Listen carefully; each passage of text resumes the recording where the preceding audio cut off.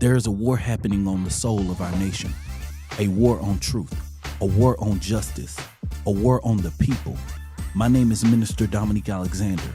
I have stood on the front lines, not in comfort of political chambers, but in the heat of the streets where injustice meet resistance.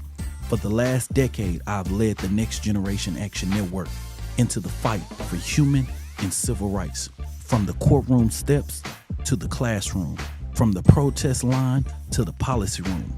But now we bring the front line to you.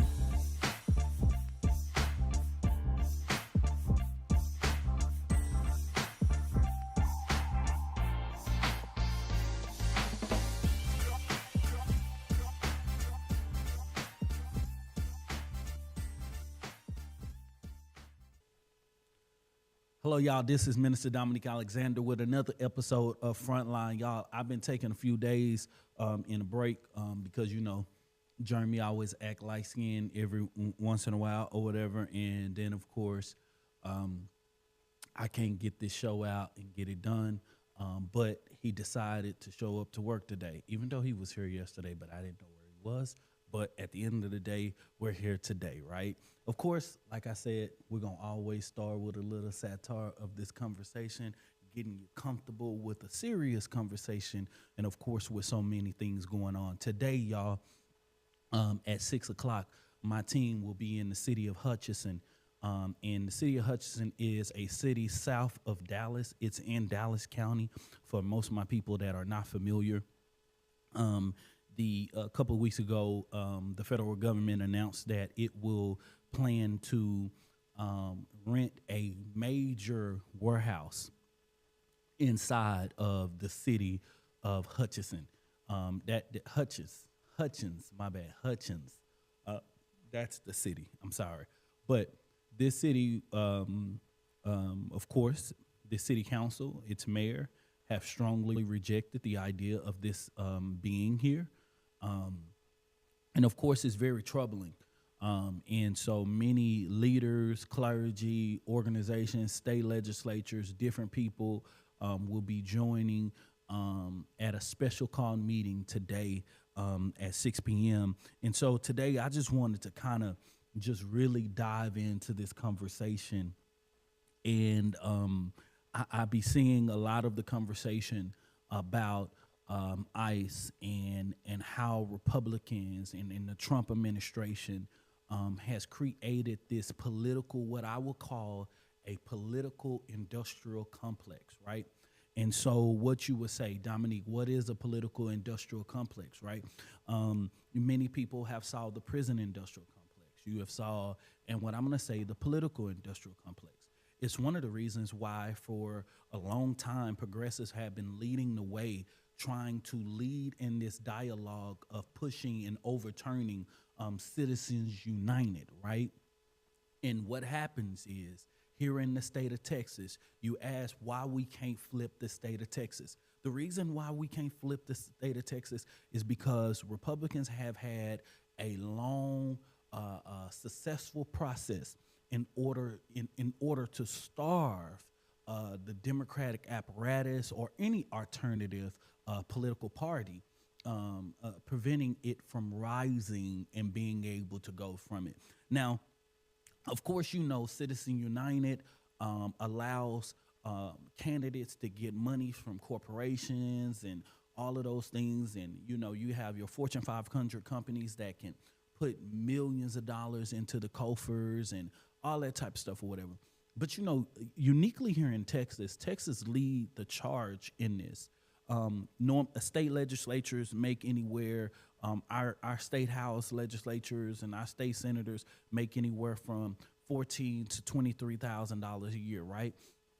Of course, you can't live off of that, and they don't plan on you living off of that, right?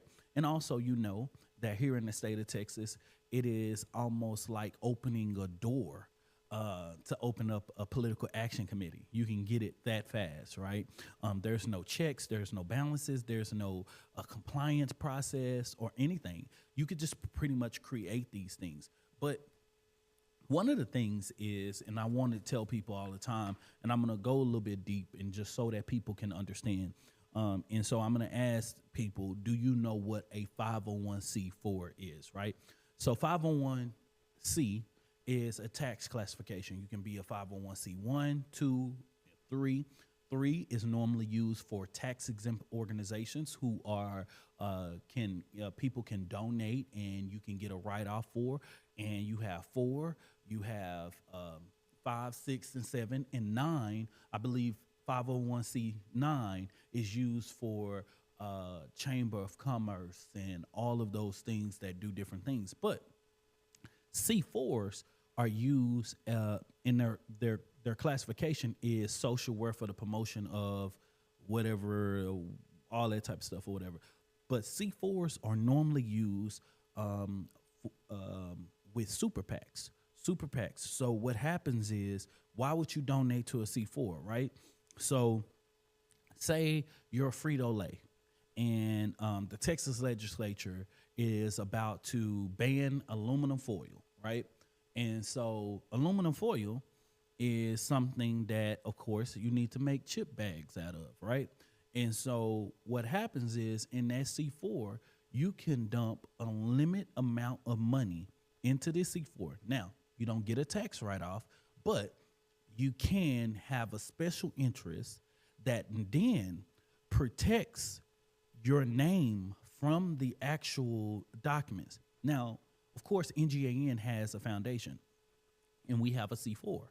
Now, on the C3, when I release the financial records, I have to release the person's name. On my C4, if someone gives me $100,000, all I have to say is I brought in $100,000. I don't have to release the name.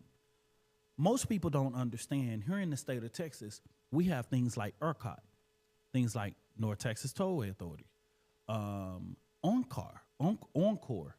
Encore is the electric delivery. They're the ones over how our power get to our house. ERCOT is over our entire electric grid. And now if you're in South Texas, you know you have another company, I think it's CenterPoint, that's the equivalence of Encore, right? And so all of these are private entities, right, that are companies that are set up towards infrastructure needs that the everyday Texans have, right? And so these infrastructures and things are created just like they privatized our water systems, just like they have privatized a lot of different things, right? But inadvertently, these people and these entities make billions of dollars off of our critical infrastructure needs, our tollways. Of course, many people here in Dallas have said, man, we've been paying for the North Dallas Tollway for about 20, 30 years when it was going to end. I remember the concept of tolls that said after we finish paying, it's for free. And it ain't never been for free, okay? And so the reality is these entities are created, and inside of these entities, you can now donate money, and these people can put a limited amount of money back into our political infrastructure. So for instance, it was recently said that Governor Abbott raised more than $100 million in his reelection campaign. A lot of this money is corporate PACs. A lot of this money, millions of dollars from ERCOT, millions of dollars from the company that the private company that's over our water system. All of these corporate companies, not individual donors, right? These are not everyday Texas citizens that are putting $1,000, $5,000, $2,000, $500. No, these are corporate interest-backed corporate companies that are giving him insane amount of money, and it makes it hard for a Democratic candidate to come across. And that's one of the reasons why the other day I was having a conversation with many people that we have to elect a candidate that is really likable amongst a lot of people across the country, because we need the other states to really pour into our candidate in order to overcome this huge deficit. Because some of these corporate companies like AT&T, you're not going to see AT&T literally give $100,000 $100,000 or $1 million to a candidate that's challenging Greg Abbott. But the fact that AT&T can legally give money to Greg Abbott and not the other way around, or ERCOT can give money to Greg Abbott but not other candidates, is literally insane, right? And so one of the things that you realize, you understand this prison and this political industrial complex, right? And so one of my friends, one of the guys that I be following on Instagram, man, he's a comedian, and he really be bringing real serious moments, but a laughter, but it's real at the same time. And I follow him, and you know, on this show, y'all, I always tell y'all I'm not gonna do it all. I'm gonna give y'all some clips of some people who have really broke it down, right? And I want y'all to hear this video because he breaks it down, and it will give me a perfect segue of how I have this other conversation and really bringing in ICE and this money. And all I want y'all to do is really expand your mind to follow the actual money, right? And so, Jeremy, can you put this video on? Put Ricky Fontaine. He's a comedian, y'all. For most people here in Dallas, he has a huge following across this country, but he's here in Dallas, and I really appreciate, as a person who is on the front line, I really appreciate people who have platforms like this that uses them to not only make it easy for people to be able to hold on to those things, but really ascertain.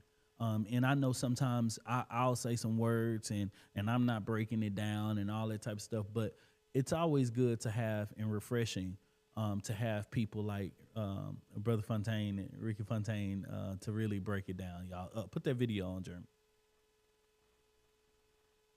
Last year when they created the Big Beautiful Bill and they successfully robbed the entire country in front of everybody and didn't go to jail, I kept asking people, do you really think they gave ICE $170 billion just to catch illegal migrants? They told us Sleepy Joe let in 6 million illegals, 10 million illegals, 20 million illegals. They didn't tell us $170 billion over 4 years is $42.5 billion every year. That's $3.5 billion a month, $116 million a day, and $4.8 million an hour. See, what they didn't mention is that undocumented migrants account for about $100 billion in tax revenue every year, which makes you ask the question, why would we be spending $42 billion to make sure that we don't make $100 billion? I'm no mathematical wizard here, but this shit not making no... I can understand that the $100 billion was covered in crime and chaos, but Texas is the only state that tracks immigration status with arrest records. So if the foreigners are stealing, killing, and drug dealing like y'all say they are, why don't y'all track that nationwide? They don't track it nationwide because in the one state that they do, per 100,000 people arrested per crime,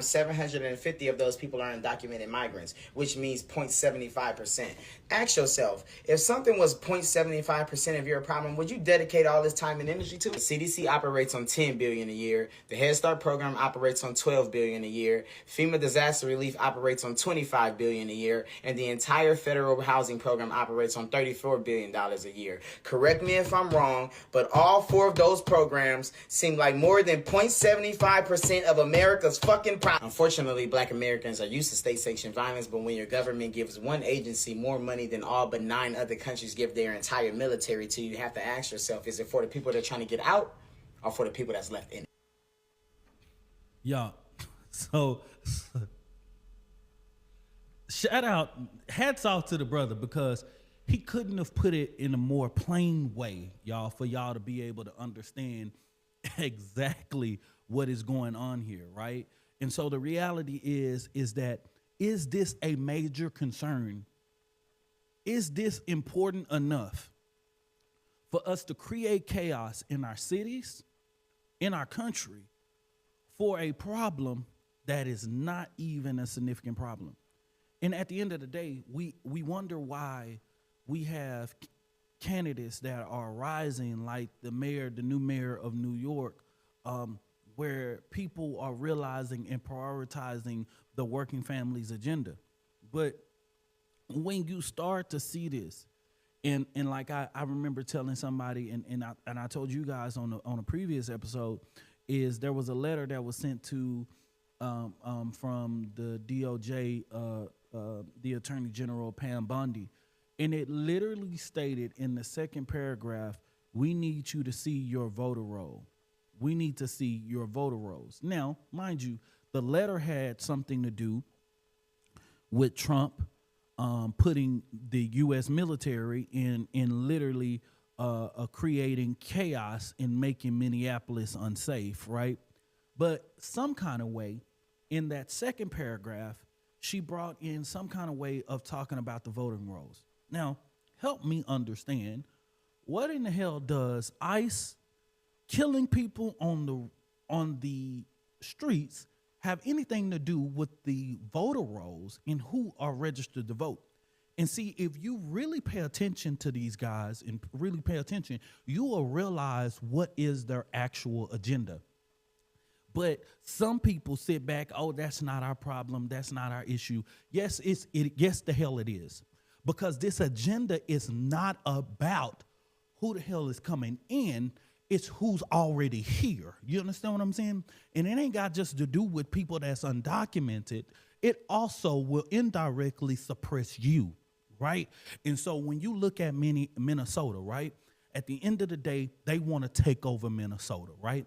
And so that agenda is you use something in order to be able to push what your real core agenda is, right? And so you create a problem. You create a problem inside our U.S. military, inside our country right now, and you create a more than $75 billion problem, right? And so what happens, right? You see all of these facilities being rented across the country. You see all of this wasteful money. And guess what? There ain't no inspector general that's going to be able to inspect these documents. But we have known in the past, even with the past Trump administration, where a contractor is given $400 million. And then that contractor, when they do the inspector general complaint, they literally do this contractor, and they see that this contractor spent almost more than $400 million. We spent almost $400 million with this contractor. And then this contractor only needed about $52 million to operate what it did, right? And so one would ask, okay, well, what happened to the other 300? Excuse me. What happened to the other $350 million? It went to his pocket. Now I go back into the political industrial complex. See, the whole concept of this show is follow the money. Understand. Don't be brainwashed on what they're telling you. Understand what this manufactured crisis here in America, the border it's unsafe. The border is this and this, that, and third. And let me make this very clear. I am very well aware of cartels. I'm very well aware of the drug problem. I know the history of that, and I know this. But the reality is Americans is saying, hey, you sitting here talking about we're going after drugs, rapists, and all of these things, but 92% of the people that you have arrested don't even have a criminal record. So help me make that goddamn sense, right? So 8% has a record, but 92% of them don't. So help me understand if I'm lying. Why in the hell are we spending $75 billion on 8%, right? And so the reality is what we have seen is that you have arrested a sitting superintendent in the state of Iowa that has been here more than 20, 30 some years. I'm trying to figure out what literally is a problem for him being here. And then the main thing about it is people really sitting here talking about, it's so contradictory to the world that we are now in America, now going to say and just dig in deep by saying, oh, it is illegal for you to cross over the border. Yeah, but really, what is America founded on? Is America founded? I thought land of the immigrants, land of the brave, land of the, I don't know, whatever them colonialized people say in their little speech and all that type of stuff. But I just hate it. But it's so contradictory on everything because no one ever wants to. And I tell y'all all the time, I keep this little book here. because nobody in this current government wants to follow this damn thing, nor do they want to read it, right? Because at the end of the day, it's just one of those things that really help us really stay grounded to the issues, the Declaration of Independence, the articles of the articles of the Constitution, and in the amendments, in the Bill of Rights, those things that they do not want you to actually read, right? Because I really don't believe Donald Trump has ever fucking read it. But at the end of the day, here we are. But the reality is what I'm saying. Follow the money, right? And so now you sit here and say, where's all of this money? And who are the vendors that are making this money, buying these facilities, renting these facilities, housing these individuals, the private planes that are going on, the transport? Them are not our federal employees doing that. Those are private entities doing that, right? And so here's the thing. In America, we must be like, okay, let's follow the money. Let's really follow the money, right? And so here's the thing. I wanted somebody to put this together. So the custody operations in ICE is a $3.3 billion budget line. A surveillance tracing app, a vendor app, is capped at $365 million. So that means somebody is out here making $365 million, right? And then the detention expansion exceeds, they want to create enough more than 100,000 beds across America, right? I'm wondering how much that's going to cost, right? And so, hold on, let me get this. Okay, all right, ICE, that means, to be honest, framing its layers, a mass multi-year injection on the top of the annual ICE budget, which is already nearly $10 billion that we have spent on top of the ICE budget, right? But we can't spend money on universal child care. We can't spend money on universal health care, right? And so, this is the foolishness that we deal with. Right. So let's break down the budget compared to all of the different federal agencies that are in American law enforcement. Federal agencies right now. FBI, $11 billion. DEA, $2 billion. ATF, $1.8 billion, right? Here's the budget for ICE, $42 billion. Now, one can ask me, if the goal is to go after people who are committing crimes, rapists, and all those things, why aren't you putting this money into the agencies that actually does that, right? Why aren't you putting money into drug enforcement? Why aren't you putting money into the departments that really do it? No, because there's a hidden agenda right there, right? And of course, here's the thing. I also did this breakdown of the budgets year by year for ICE, right? 2016, $5.8 billion. 2017, $6 billion. 2018, $7 billion. 2019, $7 billion. 2000, $8 billion. 2022, $8 billion.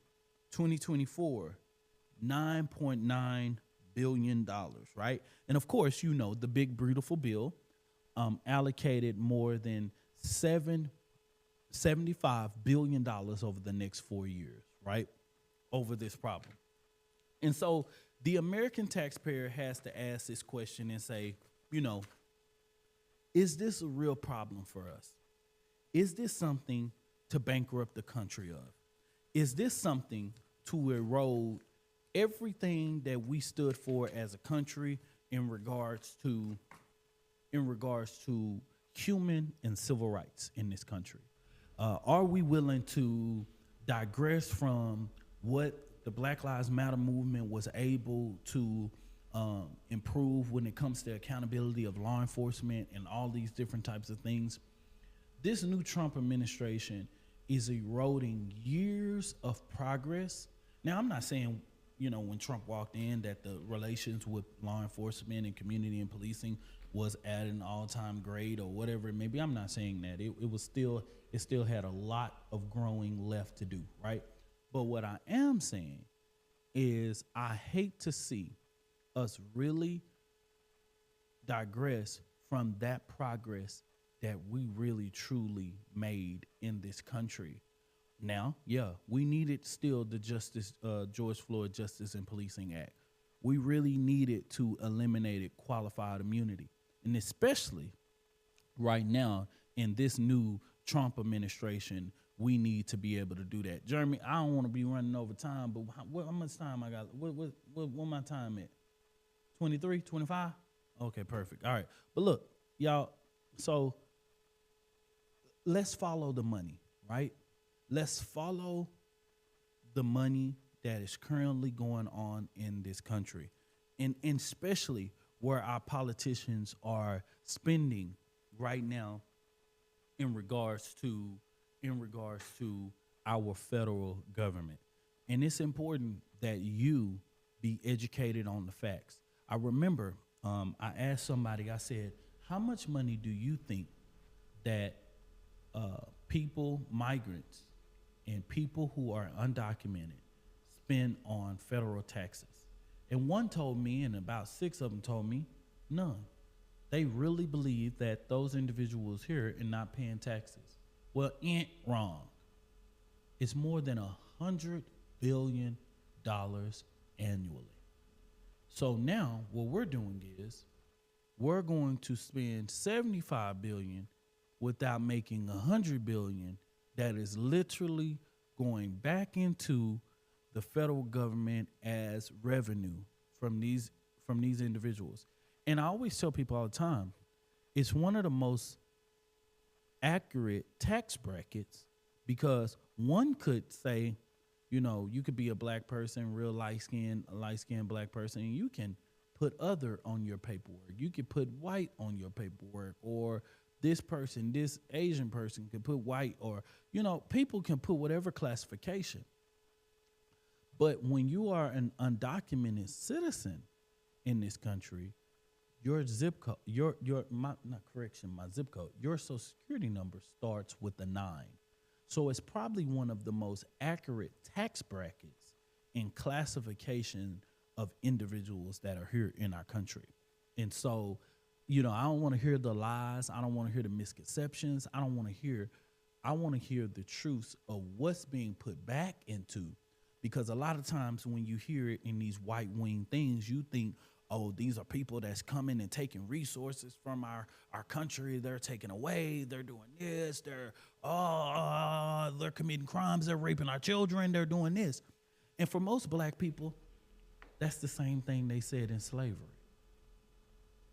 That's the same thing they said in the 50s and the 60s.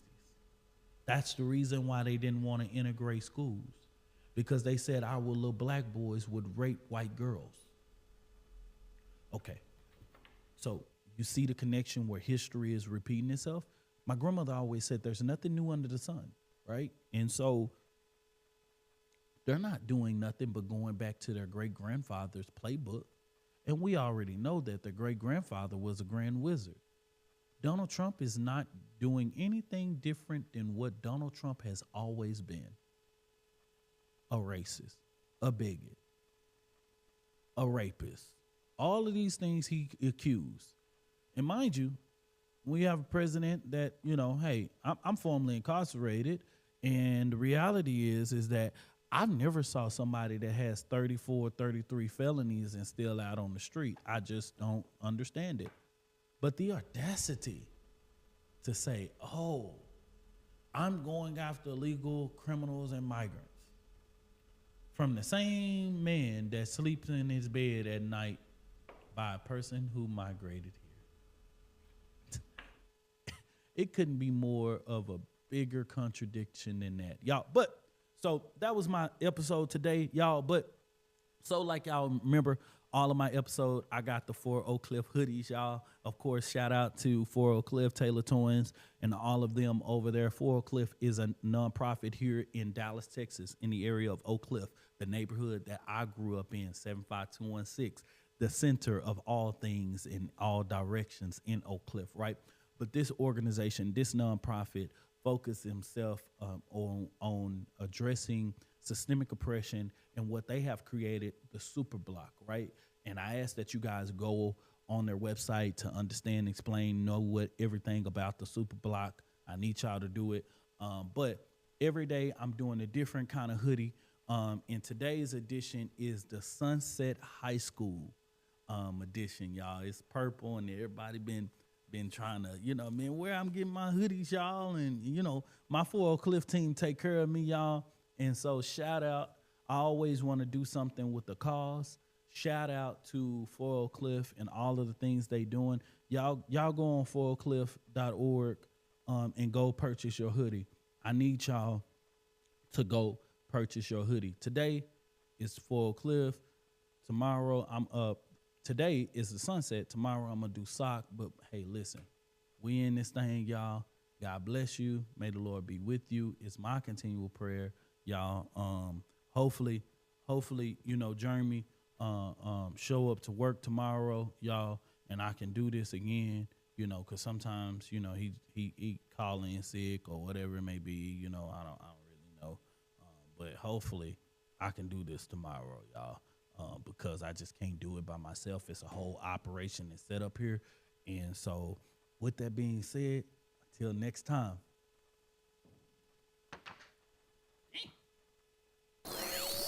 You've just heard the truth. Not watered down, not corporate approved, not shaped to fit their narrative, but from the souls of the street where justice is born. This isn't about the algorithms or headlines. This is about our children, our elders, our freedom, our right to live, breathe, vote, speak, and be seen. If you felt something in your spirit today, if you learned something that they never wanted you to know, if you heard your story in mine, then this is your platform too. I need you to be a part of the movement. Subscribe, follow, stay connected, not just to me, but to the mission. Find me on every platform, @NickAlex. That's NIQUEALEX. Instagram, Facebook, TikTok, YouTube, Twitter, or whatever they call it.